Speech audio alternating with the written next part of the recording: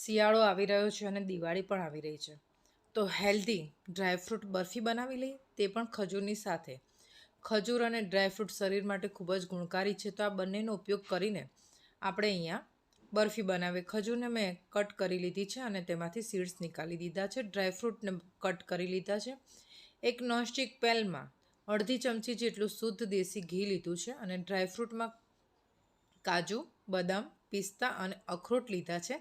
તેના નાના નાના ટુકડા કરી લીધા છે. તેને ડ્રાય રોસ્ટ થોડું ઘીમાં જ કરી લઈશું અને આમાં 2 ચમચી જેટલા મગજતરીના બી લીધા છે. આ બધાને શેકીને એક ડીશમાં કાઢી લેવાનું છે.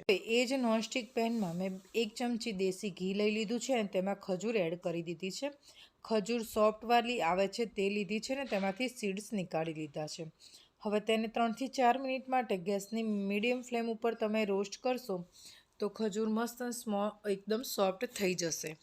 એને ત્યાં સુધી થોડી શેકવાની છે કે તમને એવું લાગે કે આ ખજૂરમાં બાઇન્ડિંગ આવે છે, એનો રોલ તમે કરી શકો છો.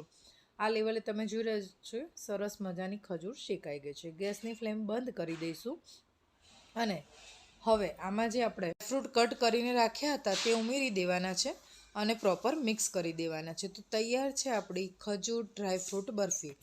એકદમ ઇઝી અને હેલ્થ માટે ખૂબ જ ગુણકારી. આ દિવાળીમાં ચોક્કસથી બનાવજો અને ગેસ્ટને ખુશ કરજો. હવે એક મેં મોલ્ડ લઈ લીધું છે, તેમાં બટર પેપર રાખ્યું છે કે ઇઝીલી કટ થઈ શકે. હવે આમાં આ ખજૂર બરફી લઈ લઈશું, સેટ કરીને તેને કટ કરીને સર્વ કરવા. તૈયાર છે હેલ્ધી ખજૂર ડ્રાયફ્રૂટ બરફી.